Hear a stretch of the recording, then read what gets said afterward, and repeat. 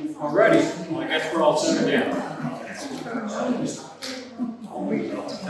My name is Paul Herman. I'm the digital archivist for the West Pasco Historical Society. I'm filling in for our president, Mario Caruso, who's out of town right now. Welcome to our program tonight on the history of the Port Richey Fire Department.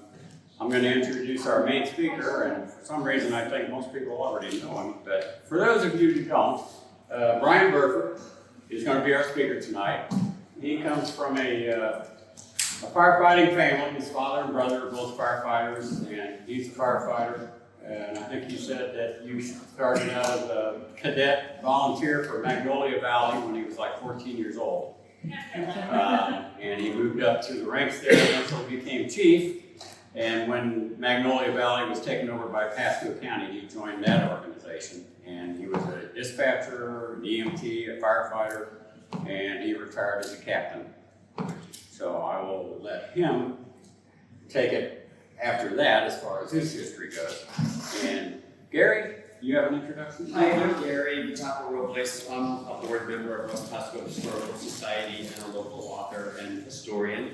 And with us today, we have the gracious presence of Patricia Miller Jensen, whose father, Roy Miller, was a fire chief with an illustrious career from the 70s until his retirement in the 90s. So she has generously set up a table in honor of her father with lots of memorabilia. So after Brian's lecture, which I know you'll enjoy, please stop by Patricia's table and learn a little bit more about her dad, Mr. Roy.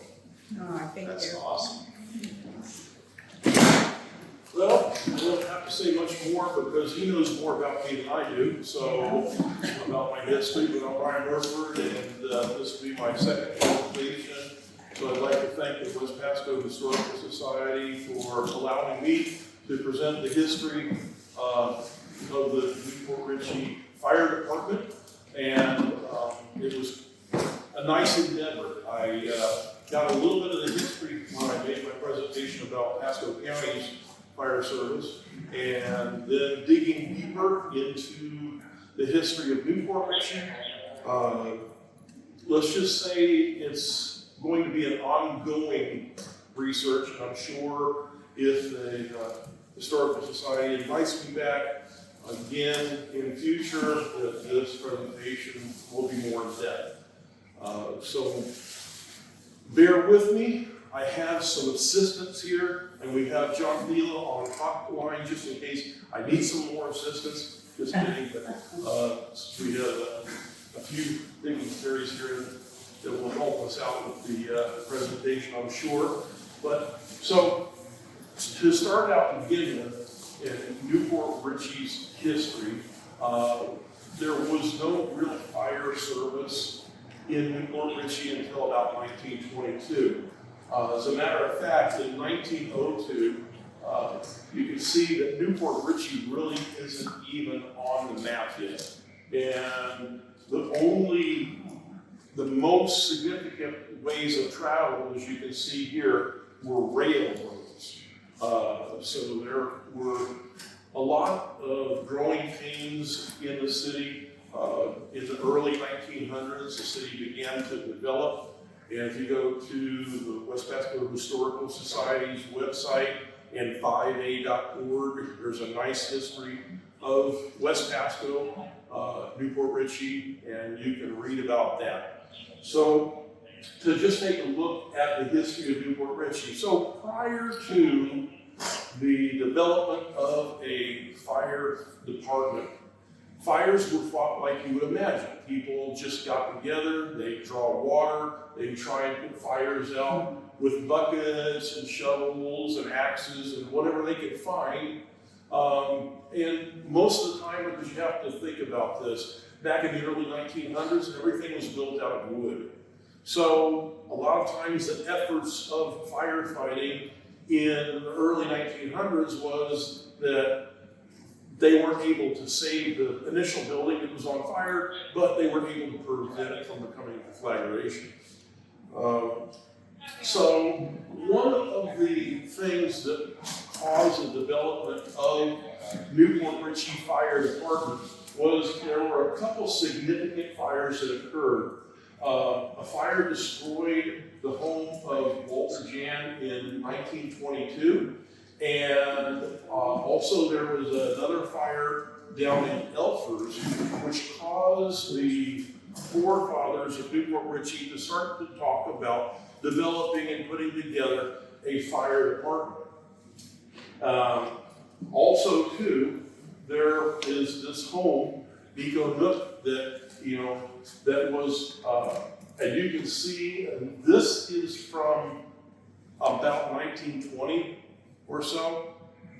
And where this house is located, you might recognize it. This is another shot of this picture of the home. And then finally, here we are on the Cody River. We see the house. Okay, hold on, what do we do here? All right. But you can see the house, Eco Nook, and there's a little island, which now was brought to my attention that there's actually a house on this island, and it's right over here on this peninsula. I don't know the name of the street, but so that home, when it burned, was one of the factors that caused Port Richey to start working toward developing an organized fire service. All right, so the Port Richey Press, the local paper in 1922, had this to say that there is a volunteer fire brigade forming due in part to fire insurance costs. You're going to see that fire service and insurance kind of go hand in hand.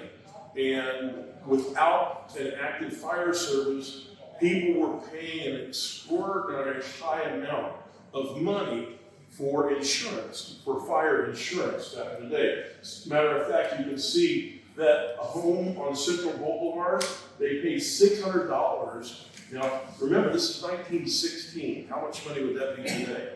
And for insurance for their home, and a church paid $1,500 for fire insurance in 1916. So it was very expensive to insure your place because there was no active firefighting force. So they said that they put out a notice in the paper and they were going to organize a fire brigade. That same article said that this fire company they were going to form was going to be known as the Vigilant Fire Brigade, and that they would include Elfers, people who lived in Elfers, to be an auxiliary part of this new firefighting force. So in April 22, the forefathers decided to join together, create this fire brigade in lieu of incorporating as a fire department and just form a fire department that would serve the community. So in 1922, they started to gather money by way of what they call subscriptions. People would pay a fee to be protected by the fire department, and that money then went to purchase a fire truck. And that chemical fire truck that they did buy in 1922, or they built, was, you're going to notice that it was not really a fire truck per se. So in our timeline here, now we are at 1922 when they first formed, and this is prior to 2 years before Port Richey incorporated as an actual city. We know we just celebrated our 100-year anniversary last year. So here is the first firefighter apparatus. Now this is not the one, but this is a reasonable facsimile. This is as close as I could find to what they had purchased, and some stories in the paper say that they had built. It was a Model T Ford truck, and what's in the back of it is called an Ajax chemical engine. And there was a rabbit hole I went down. I never heard that term before until I started doing this presentation. But basically what it is about 200-gallon chemical fire extinguisher. And how it operated was, it's an old soda bicarb thing where the acid and the bicarb would turn, you know how you turn this fire extinguisher upside down, the chemicals mix, it pressurizes the cylinder, and then the water can be expelled. And that's how this one worked. you can see at the end of the tank, there's a handle. And so when you're ready to pressurize the cylinder, you turn that handle to the bottom position, it dumps the chemical in, they mix, pressurizes the hose, and they were able to fight fire with 200 gallons of water. And on the engine, it said that they had other implements too, that they had fire hose, they had axes, and things to fight fire with as well. A few handheld pressurized fire extinguishers on the truck. So now, when this fire brigade was formed, and you're going to notice here were the first members of the fire department, and you'll notice that a lot of these names are very familiar. They're the forefathers of New Port Richey City, and we can see we have Sims, and we have, of course, Mr. Clark. He was at the beginning. He was the chief of the fire department initially. So how it worked was, the city of New Port Richey, if you think back in time, was not very big. I mean, Congress Street, it didn't even go out to Congress Street. And so down to the river on Boulevard, not very much. So most of the people lived within 8 or 10 blocks of the center hub of New Port Richey at that time. So it was very easy for members of the fire department to get a fire truck and go to a call if a call was initiated. So how did that happen? So the first location of a fire station in the city was located next to what used to be called the Chasco Inn. And it was also said in the newspaper across the street from Potter's parking lot. Well, there's another rabbit hole digging how, what was that? And anybody here remember where the IGA used to be? Yeah, okay, so that was Potter's IGA. And so that location is where the parking lot is, across the street from that. And so we're going to see here in just a second where that location is. The first shed that housed the fire truck, that old Model T Ford, was located in this position right here on Main Street. One of the stories I read said that they didn't really like that location too well because when they had to respond to a call and head out toward Boulevard, that, of course, this is all sand back then, and they had to shoot the pigs and chickens away from the fire truck, and that there was a ditch in front of the building that they had to drive through that was full of mud so that they could go on a call. How do they go to calls? Well, here's a Sanborn map from 1926, and it shows the location of where that shed would be. And that would be in this position right here. So the Sanborn map shows us exactly where that little shed was, where the fire truck parked. It's interesting what the Sanborn fire protection map actually said. I don't know if I have close up to that or not. But here today is where that shed was located. Now, that's not the shed. That's just a little place where it has dining tables, and I don't know if they still do events there or not. But so you can see this is the location where the first fire station, fire building was located in the city. But I think I'll just talk about, you can see this is on the 5A.org and the Historical Society, but it talks about a volunteer fire department being organized and where it was at 1926. And it talks a lot about the population. One of the little markers said it shows if a building was fire protected with firewalls or what type of roof it has. It was in 1926, it was kind of interesting to find this information. So how did the fire department know if there was a call? There was an ice house power plant, Gulf Utilities, in the city. We're going to see where that was located here in just a moment. But they had a whistle or a siren on top of the building, and so when a fire was reported to the ice house would blow the horn or the siren so many different times to tell the firefighters where the fire was located, the emergency call was located within the city. Remember, the city's not very big at this point. And their fire response area is not very big.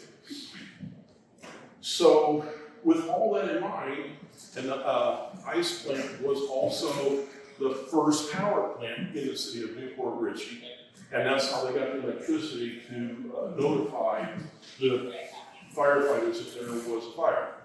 Well, it's interesting that the electric plant shut down at midnight. So now all of a sudden, they can't blow the siren to tell the fire department. So it was arranged that they would notify the fire department of a fire using the same series here, using a shotgun blast. And they'd fire a gun in the air 2 times North City, 1 time South City, et cetera, et cetera. The problem with that was, after hours, a farmer saw a fox going after his chickens, and he unloaded his gun on a fox. Firefighters come rushing into the station, they're all looking around, there's multiple shots, they're thinking, oh boy, one of the big buildings is going. And come to find out that the farmer was just shooting a chicken. And also, too, one of the reports said that a police officer had discharged his weapon, and the same thing happened. The firefighters came in. But interesting enough, that after midnight, there was no power at the power plant, so they had to use other means to notify the fire department that they had a call. So here we have a fire that was at a bungalow, and this fire was responded to by the fire department. And the article tells us about this, Mr. Bond, his house was not lived in yet, it was just built. But the fire department got there and the fire was already well developed. They were not able to save the house, but it says 2 adjacent houses, and you know how close the houses here are in the city. They were able to save the 2 adjacent houses with what they had at that particular time. So even very early in the history of the city of Newport Richey Fire Department, they were an effective firefighting force. All right, so now the city becomes incorporated in 1924, and they determined that there needed to be a little bit better structure, a little bit better design to house their fire truck. And so they decided they're going to build a corrugated firehouse near Bank Street and Missouri Avenue, where Bank Street and Missouri Avenue are today. So that would be just west of where the power plant and ice house are. So we've got Newport Richey developing, and now this fire department's going to move out of that little bungalow or that little shed next to the Chasco Inn. They're going to move to a new location. Here is the location, the Gulf Utilities power plant, and you can see at the top, that's the old railroad track. Okay, so this comes up from Lafayette, curves around, and then goes back behind down to still Nebraska, right? Nebraska. Yeah, okay. So this is the, what do they call it now? The Megan parking lot?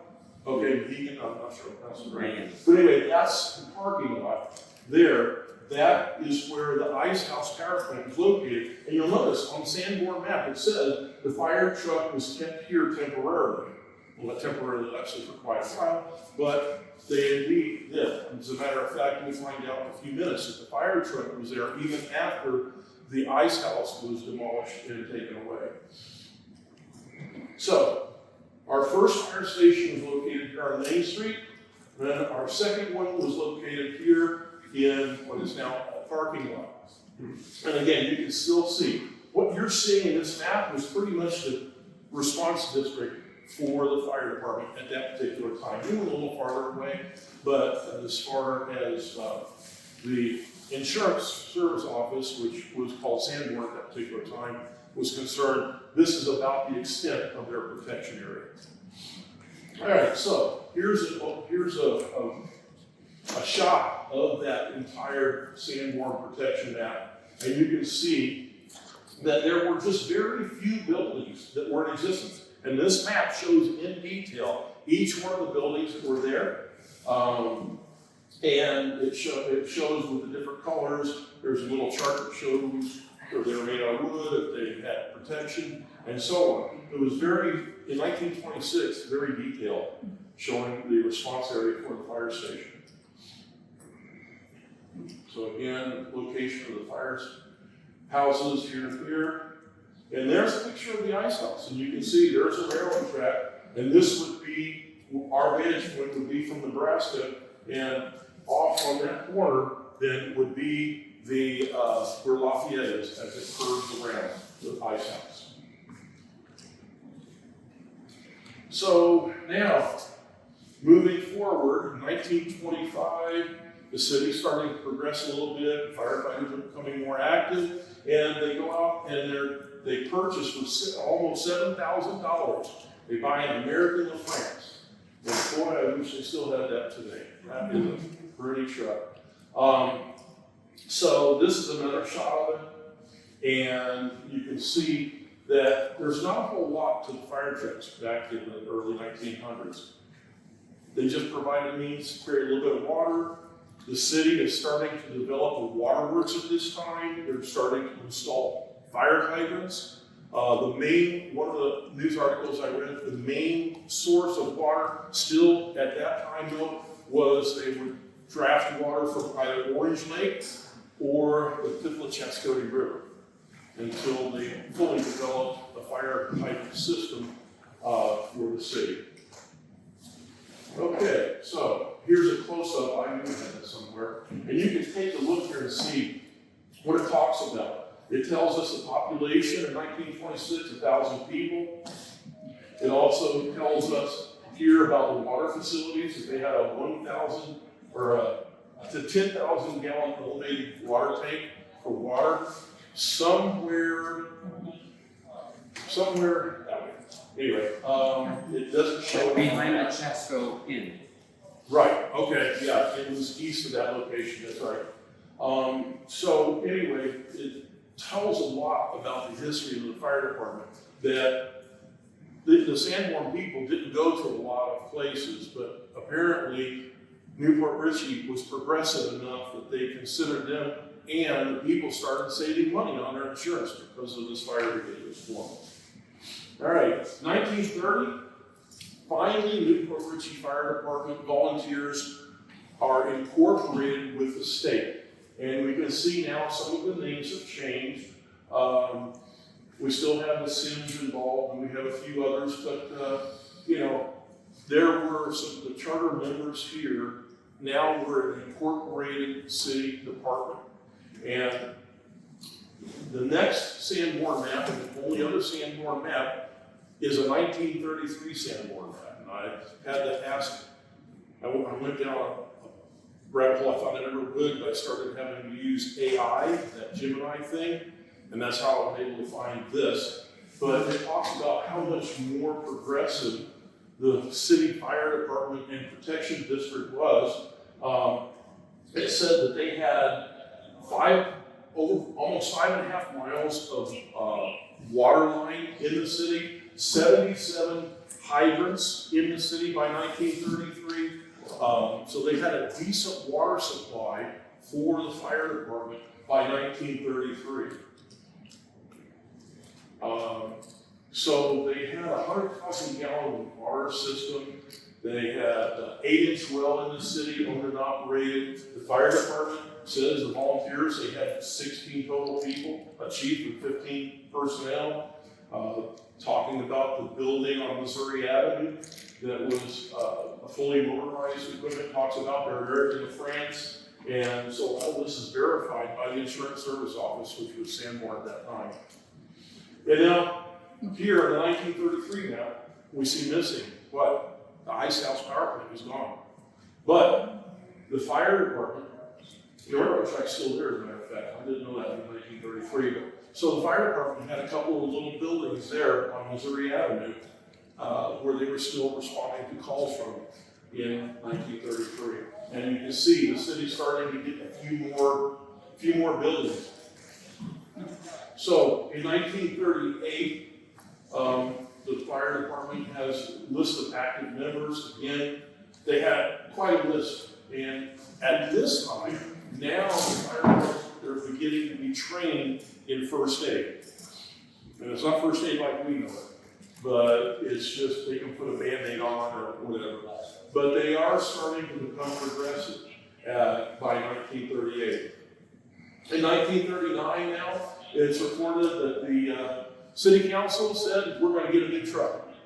And it was a Peter Hirsch, I'm not sure if I'm saying that right. They were allowed a $200 trade-in allowance for the old American LaFrance. And that LaFrance truck apparently was a used truck when they bought it. It was 1914. So it says that they were going to get that in about a month and a half. So the new fire truck arrives, cost $3,600 delivered, and it was housed temporarily at the storage area until the new fire hall on Main Street would be built. So the new Port Richey Press reports in 1939 that 2 city fire trucks were placed at the new fire station at that time, where it was the triplex, which was City Hall, the library, and the fire station.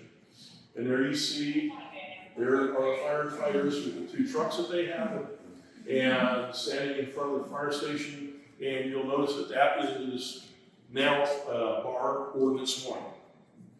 So it still exists today. I've been in there, it's still all old wood. It's kind of cool to see the history going back and looking at these places.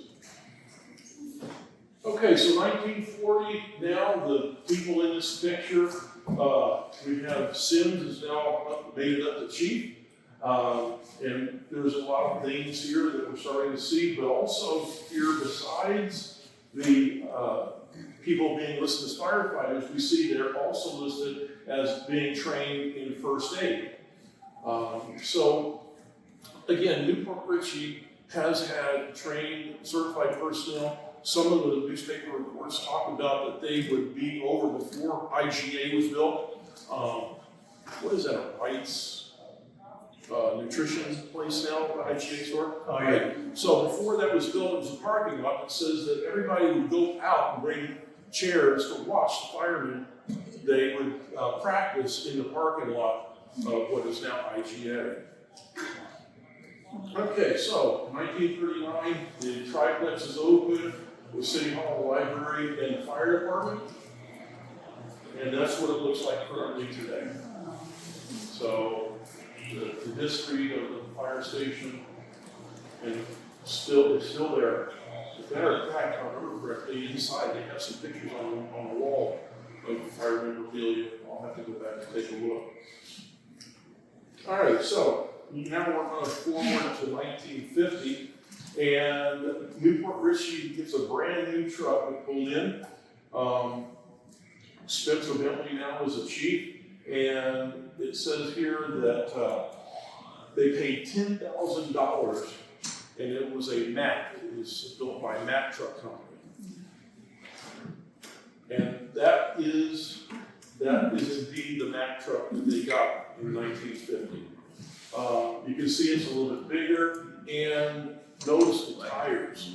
The tires are inflatable tires, they're wide tires. One of the problems with the fire trucks that they had back in the 1920s, 30s, was the streets were still sand, a lot of them, unpaved, and it was hard for the truck to get down because it was just, you know how sugar sand is in Florida. So we can see now that it's becoming a little bit more modernized. So in 1955 here, you can see them with the Mack truck, and they still have one of the old trucks still too, one of the old Francis. And 1956, it says the city looked to purchase a 4-wheel drive, 550-gallon, basically a brush truck or a wildland firefighting truck. So they thought it was going to cost around $5,500. And so now I'm starting to see names of people in the fire department I knew when I became a firefighter. Not 1956, I was still following this by then.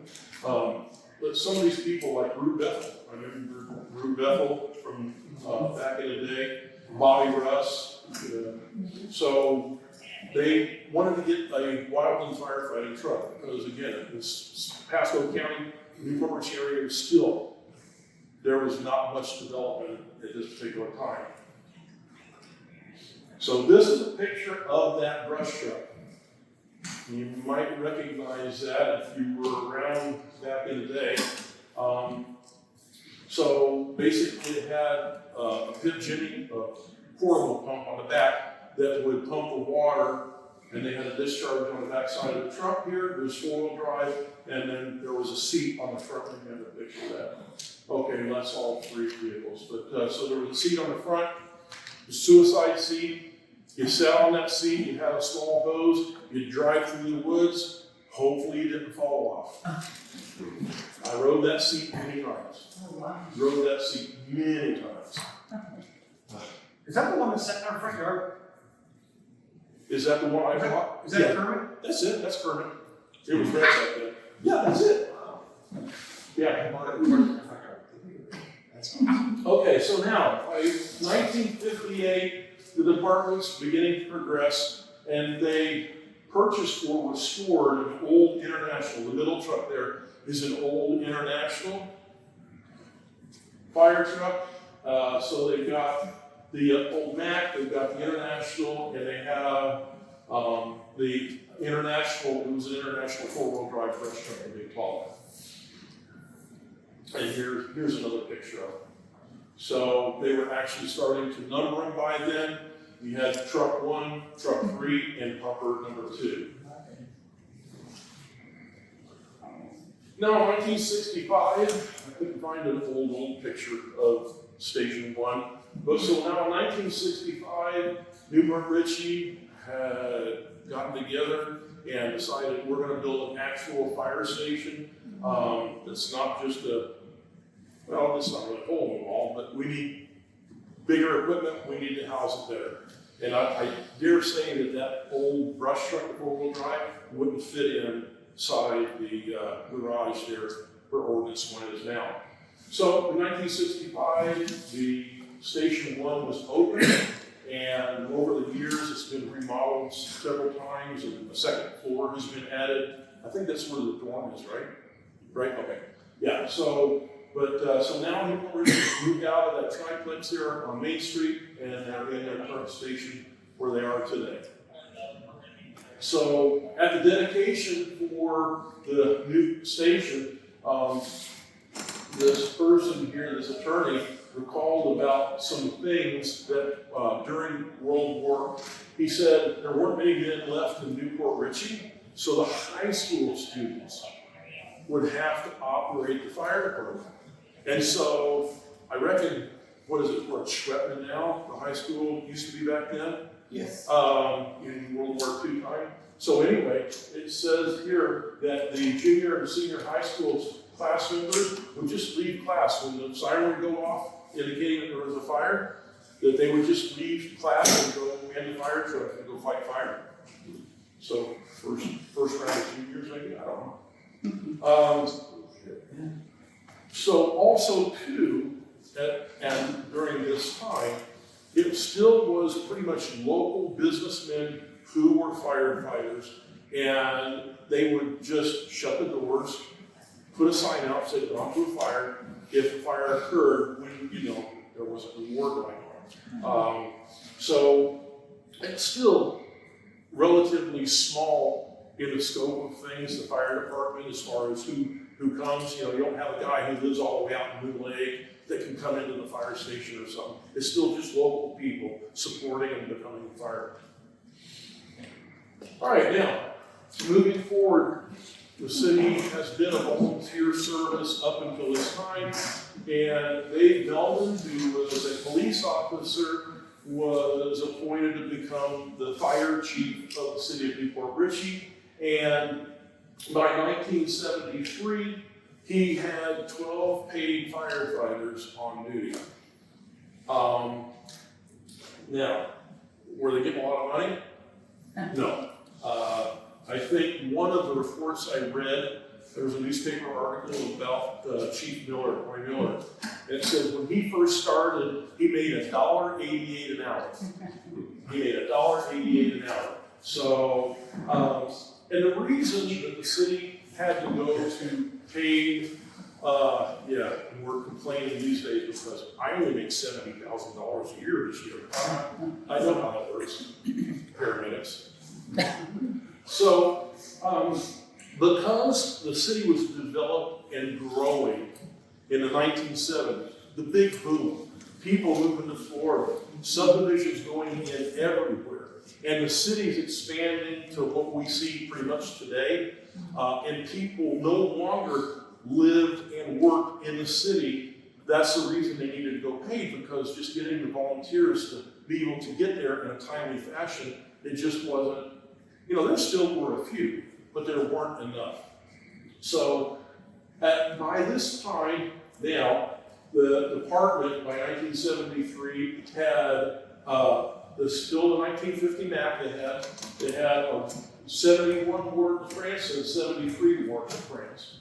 They also had a rescue van, a couple of cars, and a rescue scuba squad.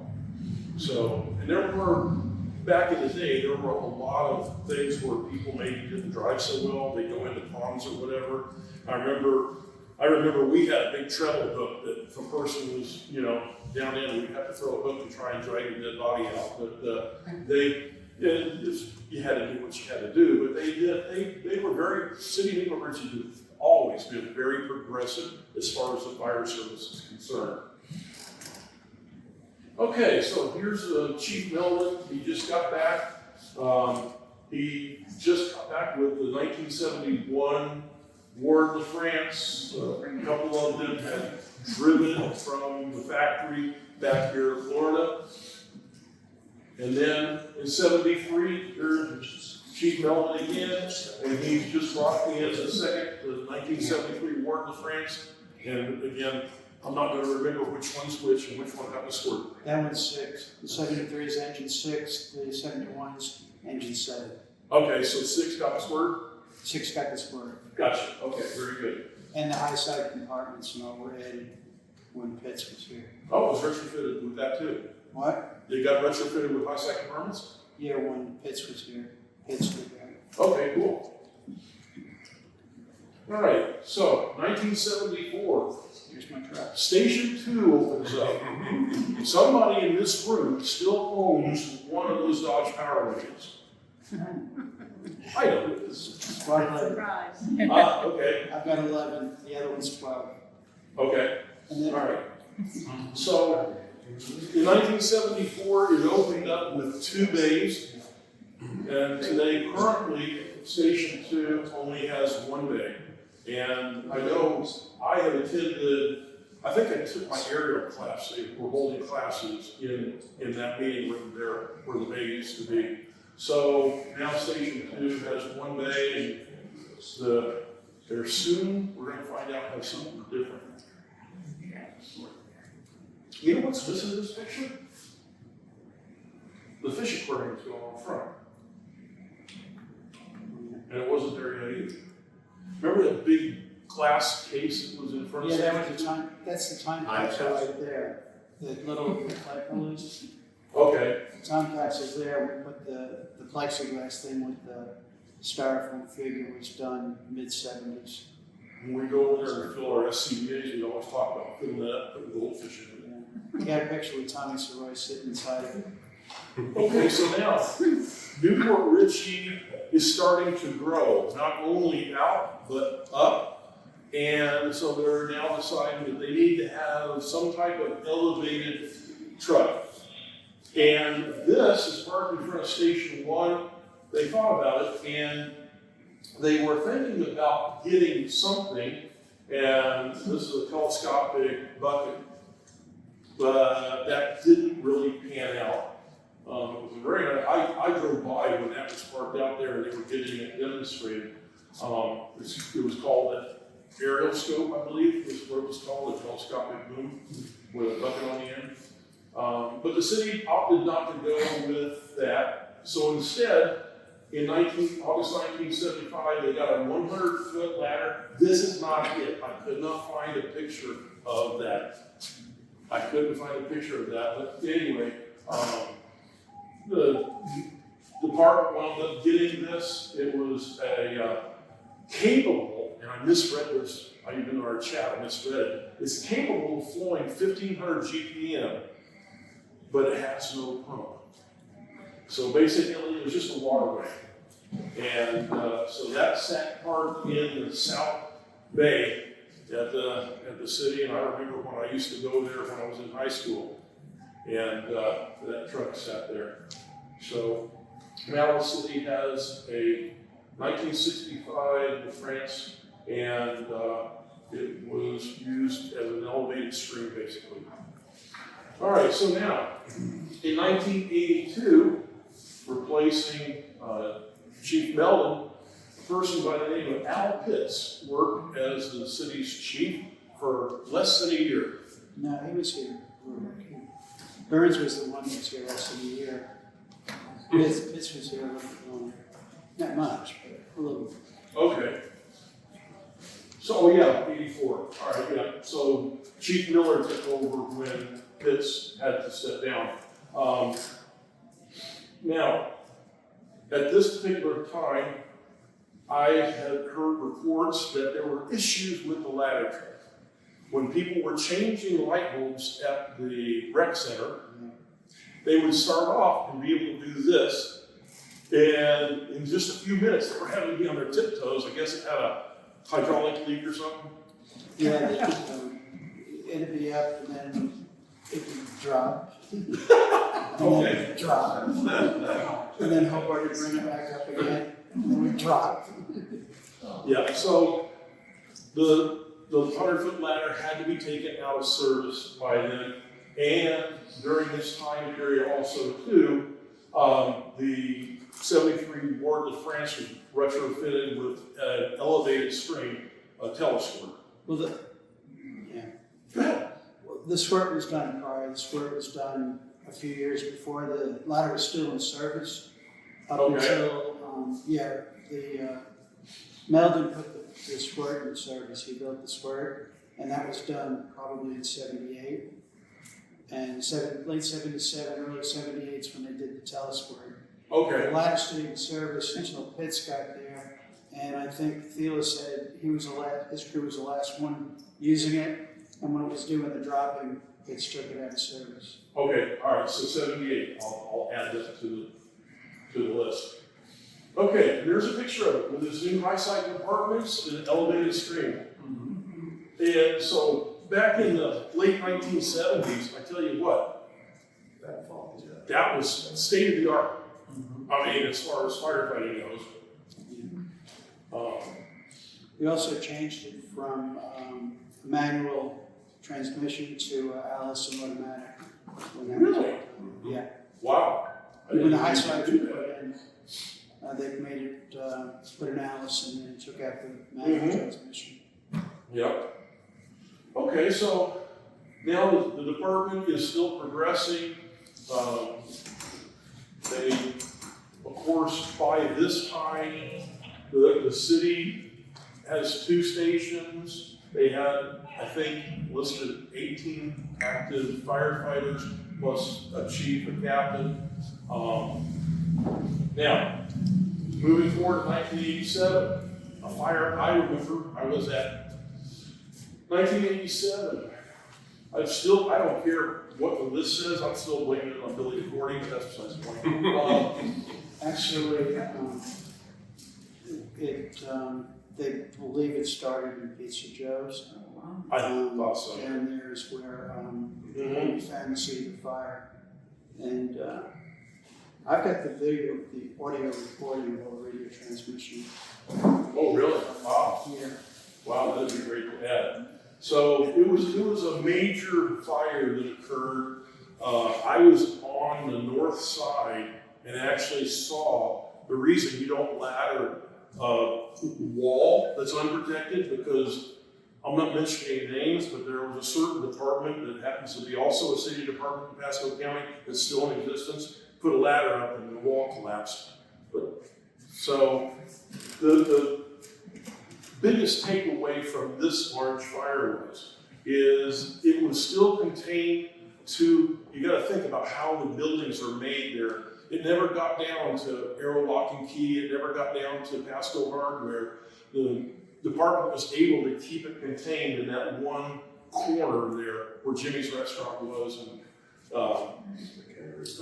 the other outcome of this was that the Orange Lake was just about obliterated because of all the chemicals that came out of the lawn service. There was, I guess, a bunch of fertilizer and stuff. McKendree Drain was on the other side, and that's where that when it got over to that area, that's when the pesticides all came out. Mm-hmm.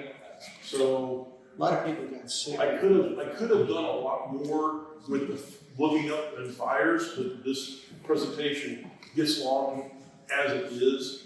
But suffice it to say that no matter what, the city department has always done a really good job protecting the citizens and providing fire protection.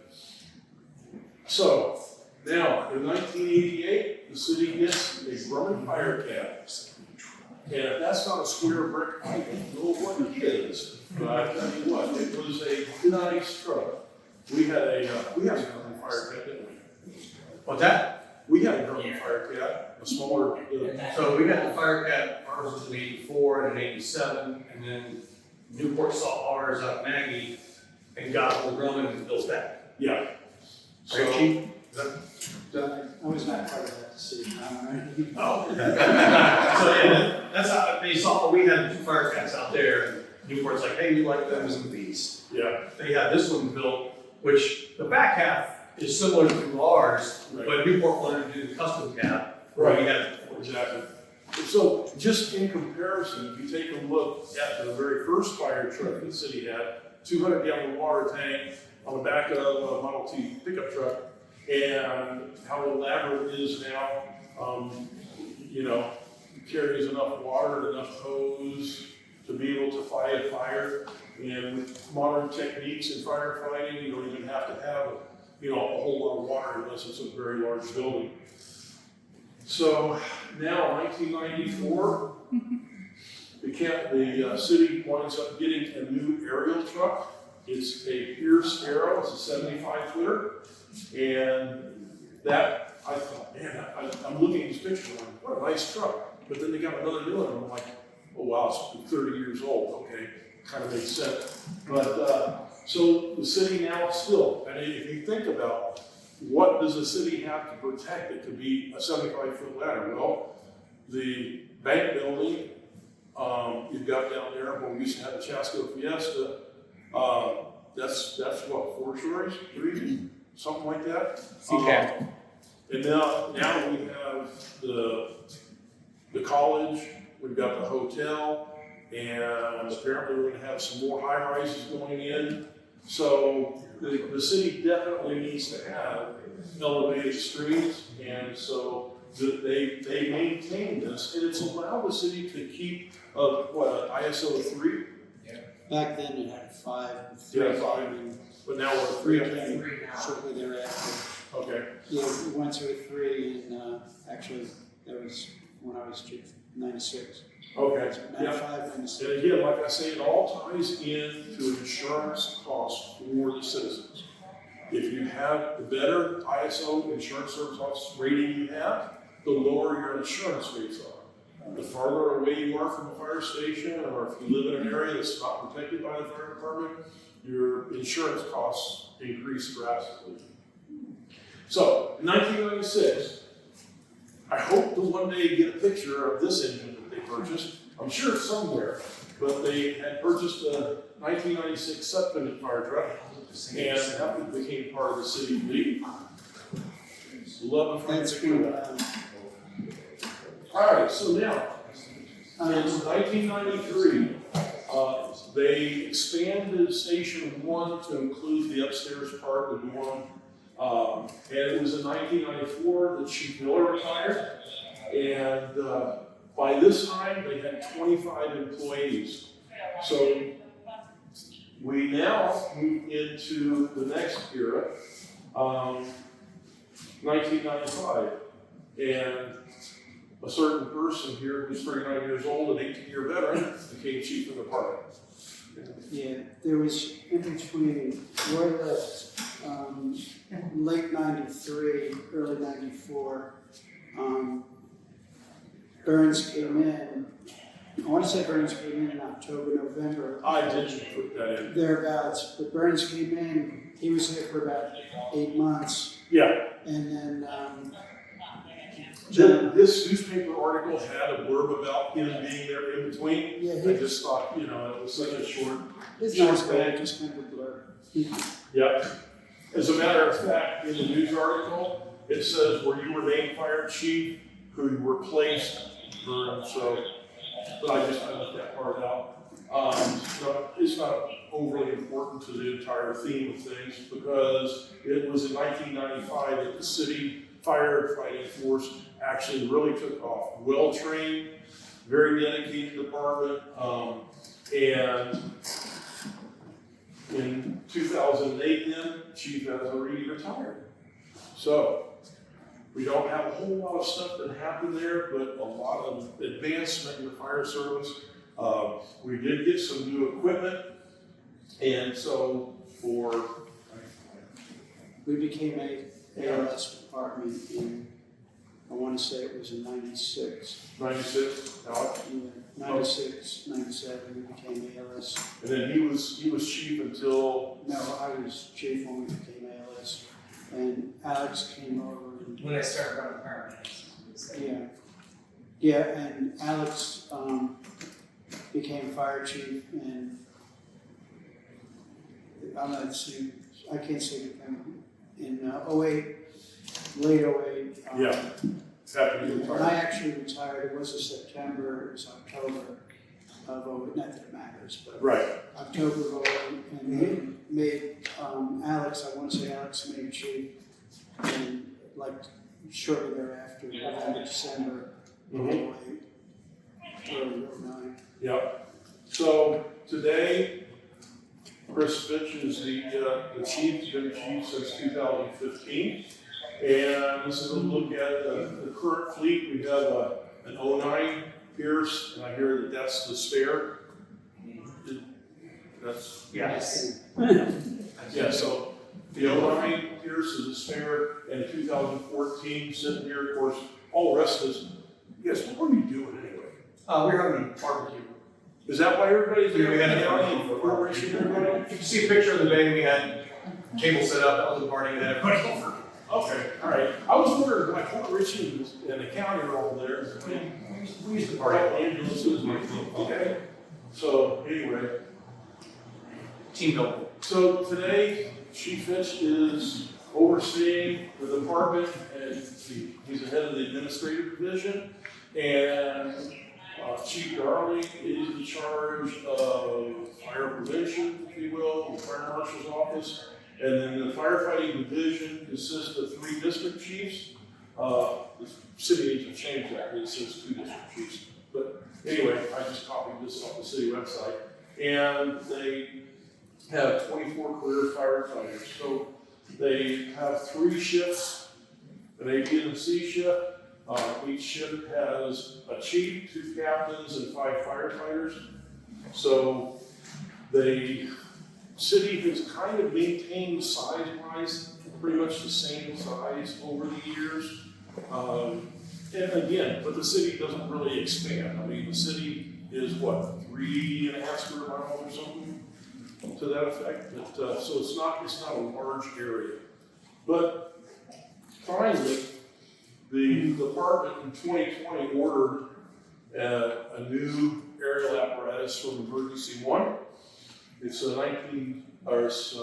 75-foot ladder truck. This is a picture of the ladder truck as it sat in the parking lot being worked on and developed up at E1. You can go to E1's website and you can still see this. The order number is still there, and it was delivered put in service in 2022, you said? Mm-hmm. Okay. And there it is. What a beautiful truck. My. That is nice. So, Is that the one that's sitting outside? Yeah, it's sitting outside. All right, everybody can look at it. yeah, so, yeah, that truck right there is right there. Beautiful truck. I got goosebumps just thinking about it. All right, so the city just celebrated their 100-year anniversary last year, and during that time period, they're relocating Station 2. Hooray for the city. I used to sit at Station 2 and talk to the guys back in the day. The county alarm would go off for a fire on the street right behind the fire station. And I looked at the guys, you can't go? We're not allowed to go, they didn't call from mutual aid. We used to, that dark area behind Station 2 that was county, Yeah, it was only a short period of time when we weren't allowed to respond, but, yeah, that's pretty much, we had, we were able to respond to it without a problem. The only issue was is sometimes we weren't notified. So, but if we received a call, because a lot of times they'd call in and Newport Richey catch it, we'd respond out there and then pass word back, yeah. come in. Well, with the dispatch the way it is now, it makes everything easier because it's all dispatched by some computer. You have a question? Where was Station 2? Where is what? Where was Station 2 before? It's still on High Street, right? Yeah. Yeah, it's still there today. They haven't moved out. It's located on High Street, so Gulf High School, basically east of that, and High Street's just a hair north of where Gulf High School is. And you go down High Street toward the east, and you'll see it's about 2 blocks in. Okay, so the city broke ground on, and this is a artist rendition of what the new city Station 2 will look like. And so when all the punch list is fixed, have they got a timeline of when it's going to be open? Couple months maybe, and Greek more big for us. Okay, all right, very good. And how modern looking is that? So that is the current history of the City of Port Richey Fire Department. As I said, there are a lot of things that are going to be added, adding 1978 with the squirt and different things, and hopefully somebody gets me a picture of a something. Yeah, Beach has got it, he's gonna send it to you, it's something. okay. I have some pictures. All right, I'll get perfect. your Yeah, you can get that to me, I'll get that put in a couple of years or so, we'll do this once again. But I appreciate your attention. You have any questions? I just have something I want to add. If anybody's interested in seeing a good piece of history, Ordinance 1, when they were doing the remodel to open the business, they discovered a hand-drawn city map On the map. on the wall. It was behind the drywall. And once they discovered that, they stopped all reconstruction, and they had a guy come in and did a very meticulous job of preserving it. And it's now, there's a piece of plexiglass over it, but you can go in there anytime and look at it and see. Really? Yeah, it's all hand drawn. It's got the hydrants on there. It's got all the streets. Yeah, it's really cool. It's really neat to see. I think it calls for a beer, believe it. Before the building was renovated. Okay, very good. In there. Hmm? Before the building was renovated, Cats would run in there and show me around. And we tried to get it as to do a fire department museum over there on that property location. And try as we may, we just couldn't swing it. But I thought it would be it had the map on the wall. There's a lot of stuff in there. Yeah. Also, it shared with the police department too. So there was jail back there. There's a lot of cool stuff in that building. Cool. That was there when we went through it. Mm-hmm. And we had hoped to go ahead and do something with it. Yeah. For the city, but we just couldn't make that happen. Finances weren't there. Okay, very good. So anybody have any questions about today's presentation? All right. So I thank you for your attention. If you are not a member of the West Pasco Historical Society, grab you a pamphlet up front. It's not very much money to join to help keep the museum up and running and to help us to continue to dive into the history of the city And there are many more presentations coming forth. So keep your eyes peeled to Facebook.